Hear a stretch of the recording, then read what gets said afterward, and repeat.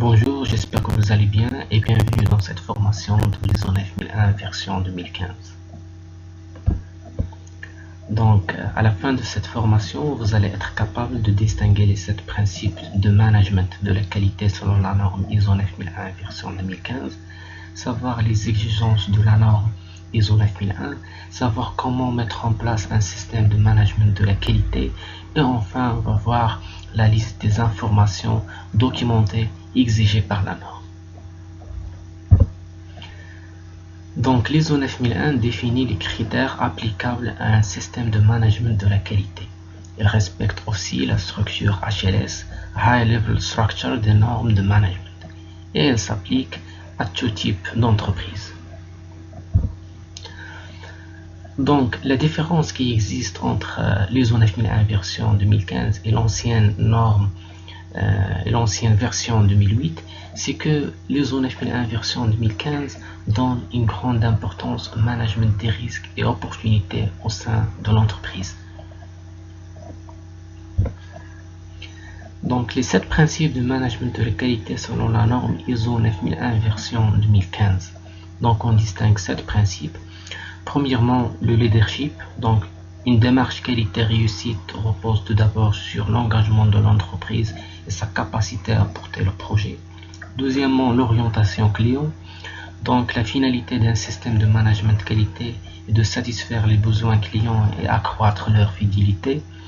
Par la suite, l'implication du personnel. Ensuite, l'approche processus. Donc les activités dans l'entreprise sont des processus.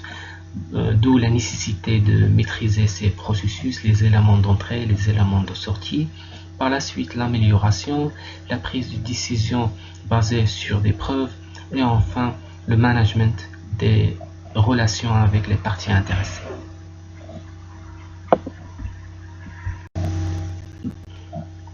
Donc nous avons 10 chapitres selon la norme ISO 9001 version 2015. Le chapitre 1 concerne le domaine d'application. Chapitre 2, références normatives. Chapitre 3, termes et définitions. Chapitre 4, le contexte de l'organisme. Chapitre 5, le leadership. Chapitre 6, planification. Chapitre 7, le support.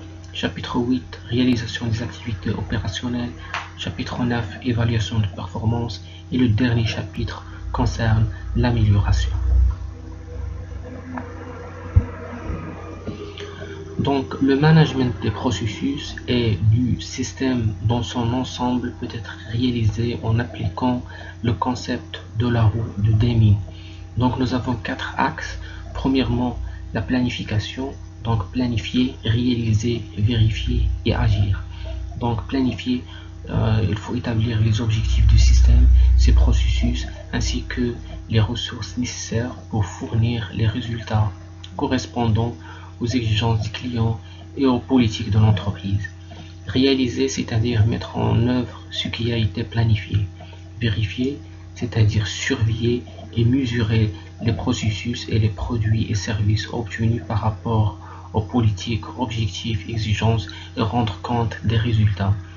Et agir, entreprendre les actions pour améliorer les performances des processus si nécessaire. Donc la répartition de ces chapitres selon l'approche PDCA, Plan, Do, Check and Act. Dans la partie planification, on trouve le contexte de l'organisme, par la suite le leadership, la planification.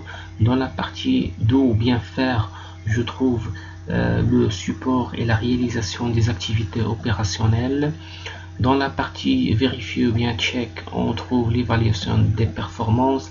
Et dans la partie acte ou bien agir, je trouve l'amélioration.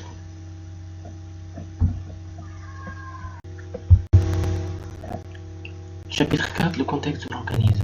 Donc l'organisme doit déterminer les enjeux internes et externes de l'entreprise.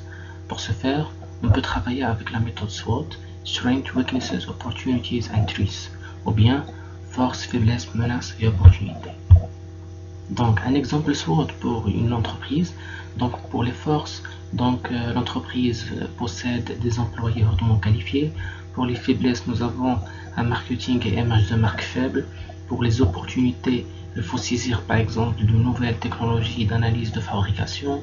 Pour les menaces, on peut trouver par exemple l'arrivée d'un nouveau concurrent et des départs à la retraite massive des salariés. Deuxièmement, la détermination des parties intéressées pertinentes ou bien prenantes, donc qui ont une influence sur l'activité de l'entreprise ou bien qui sont influencées par cette activité. Donc pour les grandes familles des parties intéressées, on peut trouver par exemple les clients, les fournisseurs, le législateur, l'État, les collectivités territoriales, etc. Par la suite, je dois identifier les besoins de ces parties intéressées pertinentes. Et aussi, quatrièmement, je dois définir la cartographie des processus. Un exemple d'une cartographie des processus pour un laboratoire. Donc nous avons des éléments d'entrée et des éléments de sortie. Les éléments d'entrée sont constitués par les exigences clients et les éléments de sortie constitués par la satisfaction client. Donc nous avons trois types de processus. Le processus de management, de réalisation et le processus support. Donc pour le processus de management, donc nous avons par exemple l'amélioration, la direction et le management de la qualité. Pour le processus réalisation, nous avons accueil et prélèvement, réalisation des analyses et validation et résultats. Pour le processus de support, donc constitué par exemple de la métrologie, le service informatique, les ressources humaines, l'achat, sécurité et hygiène et le service logistique. Donc par la suite, il faut déterminer le domaine d'application du système de management de la qualité. Donc le domaine du système de management de la qualité contient trois éléments principaux: les produits et services de l'entreprise, les exigences des parties intéressées pertinentes et les enjeux internes et externes de l'entreprise. Chapitre 5, le leadership. Donc la direction joue un rôle très important, central et crucial dans le système de management de la qualité. Donc il doit établir, revoir et tenir à jour une politique qualité. Il doit aussi définir les rôles, responsabilités et autorités au sein de l'organisme. Donc la politique qualité contient deux éléments principaux: un engagement de satisfaire les besoins clients et un engagement d'améliorer le système de management de la qualité. Chapitre 6, la planification. Donc l'organisme doit déterminer les risques et les opportunités en lien avec le contexte et les attentes des parties intéressées. Donc pour la détermination des risques, par exemple, on peut travailler avec plusieurs méthodes, par exemple l'AMDEC, l'Ishikawa, le diagramme en arbre, la méthode ASOP ou bien tout simplement un brainstorming. Par la suite, je dois fixer les objectifs qualité. Donc ces objectifs qualité doivent être pertinents, mesurables, suivis, communiqués et mis à jour. Donc en général, un objectif qualité doit être SMART, c'est-à-dire spécifique, mesurable, accessible, réaliste et réalisable dans le temps. Chapitre 7, le support. Donc l'organisme doit assurer les ressources humaines, les infrastructures, doit aussi assurer un environnement de travail adéquat pour la réalisation des activités et atteindre les résultats escomptés.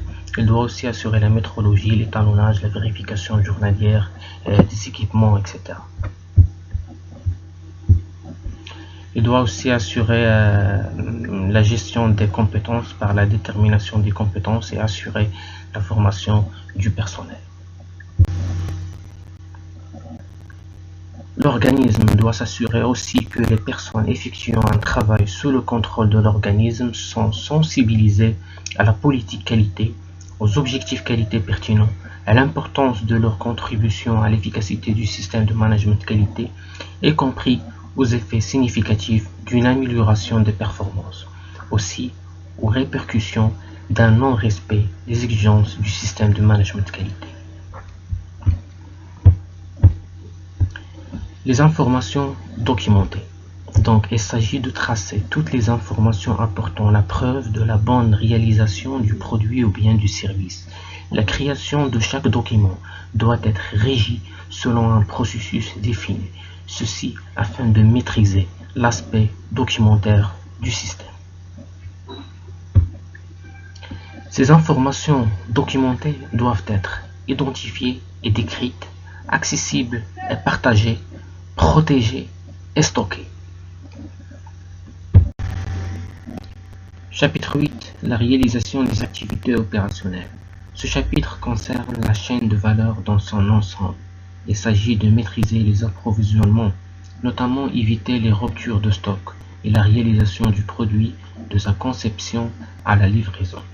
Il faudra également prendre en compte les activités post-livraison, c'est-à-dire s'assurer de la satisfaction du client concernant la prestation réalisée, et les activités externalisées, c'est-à-dire tout ce qui est produit ou réalisé par les prestataires.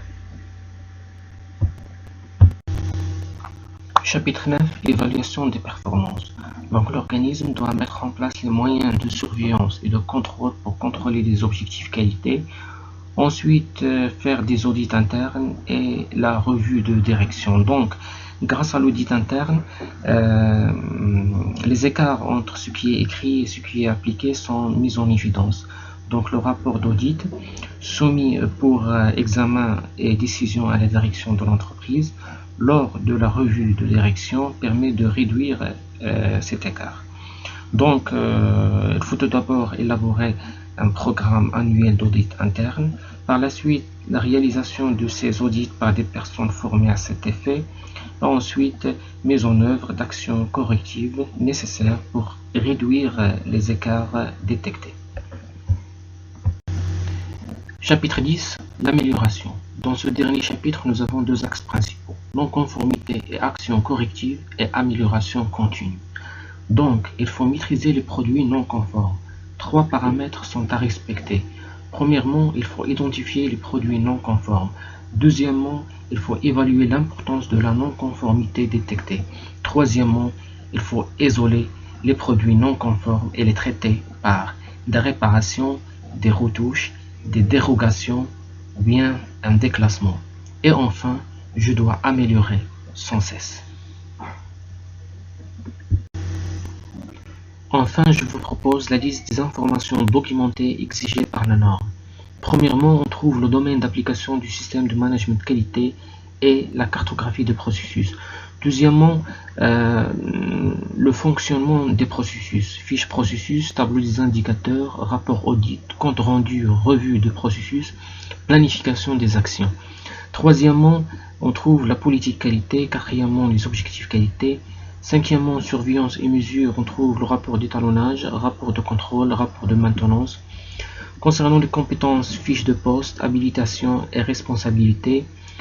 Ensuite, conception et développement, éléments de sortie. Par la suite, évaluation des prestataires externes. Ensuite, production et prestation de services, libération de produits, preuve de conformité. Éléments de sortie non conformes, évaluation des performances, tableau des indicateurs de pilotage. Ensuite, concernant l'audit interne, planning des audits, rapport d'audit, revue de la direction, compte rendu, revue de direction. Et enfin, amélioration, le plan d'action. Donc, on arrive à la fin de cette formation. Merci de votre attention et à la prochaine.